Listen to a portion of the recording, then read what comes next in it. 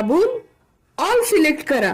Like करा, share करा, subscribe करा. नरेंद्र मोदी विचार मंच नाशिक सावली वृद्धाश्रमात अन्नदान.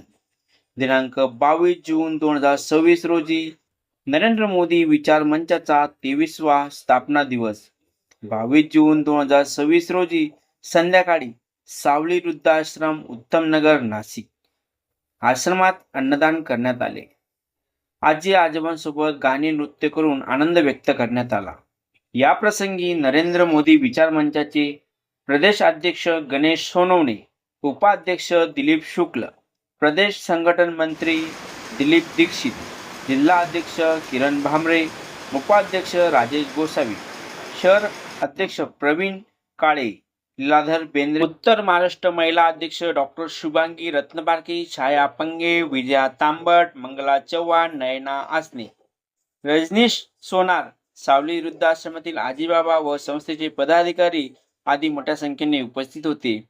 NPS न्यूज प्रतिनिधी निलेश शेकोकार, नाशिक. अंग पिवळे ग अजून तुझ्या डोळ्यातील मोठी पण कवळे ग वेणीच्या पानावर मन अजून झुलते ग वेणी ज्याच्यामध्ये आमची महाराष्ट्र प्रदेश अध्यक्ष श्री गणेश सोनवणे अध्यक्ष दीक्षित साहेब, शहर अध्यक्ष काळे साहेब, महिला प्रतिनिधी मंडळ त्यांच्या वतीने निवेदन केलेलं आहे. आमच्याकडनं एक छोटीशी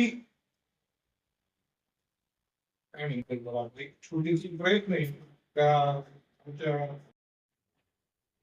नरेंद्र मोदी विचार मंच महाराष्ट्र नाशिक संस्था आज नरेंद्र मोदी विचार मंच या संस्थेला 22 वर्ष पूर्ण झालेले आहे.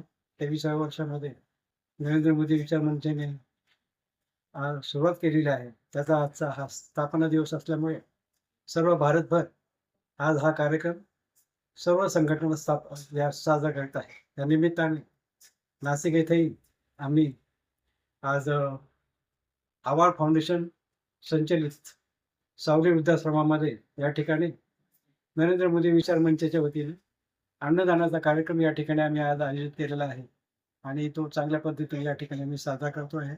या कार्यक्रमासाठी महाराष्ट्र प्रदेश अध्यक्ष गणेश सोनवणे, उपाध्यक्ष दिलीप शुक्ल, त्याच्यानंतर जिल्हा अध्यक्ष किरण भांबरे, शहर अध्यक्ष प्रवीण काळे, या ठिकाणी छाया पंगे मॅडम, त्याचे विजया तांबट, नयना आसने,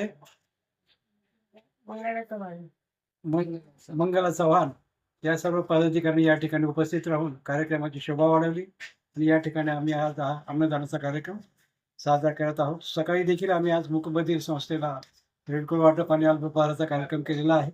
अजून 2-3 कार्यक्रम आम्ही या आठवड्यामध्ये करणार आहोत, जेणेकरून नरेंद्र मोदी विचार मंचाचं संपूर्ण कार्यक्षेत्र आणि कामाचं स्वरूप इतर नागरिकांना समजावं या दृष्टिकोनातून आमच्या संस्थेचा हा प्रयत्न आहे.